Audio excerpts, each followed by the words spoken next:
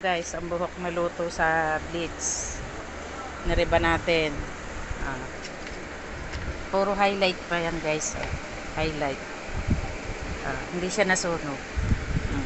Highlight siya. Hindi siya nasunog. Ito ay, kung maliligo siya, ito ang magiging result ng kanyang buhok. Dahil hindi ko pa siya na-plancha. Niriba natin ito. Kita nyo guys. Yan o. Yan o. Highlight yan lahat. Yan o. Kita nyo. Puti-puti. Niriba natin.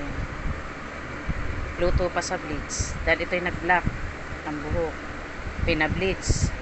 Pina-highlight. Napakabait ng dalagang ito. Talagang hindi naawa sa kanyang buhok. Kita mo o. Buo pa rin yung kanyang pagka-highlight niya mga guys.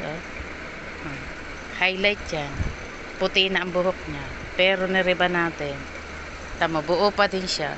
Dapat siya ay yung parang kulot-kulot. O, kita mo ngayon o.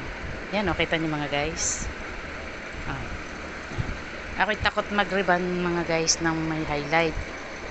Pero nag-try lang ako kasi nandito na sa harapan ko. Alam nga, ito pauwiin ko pa. Ito yung taga malayo. Kita niyo guys. Buo.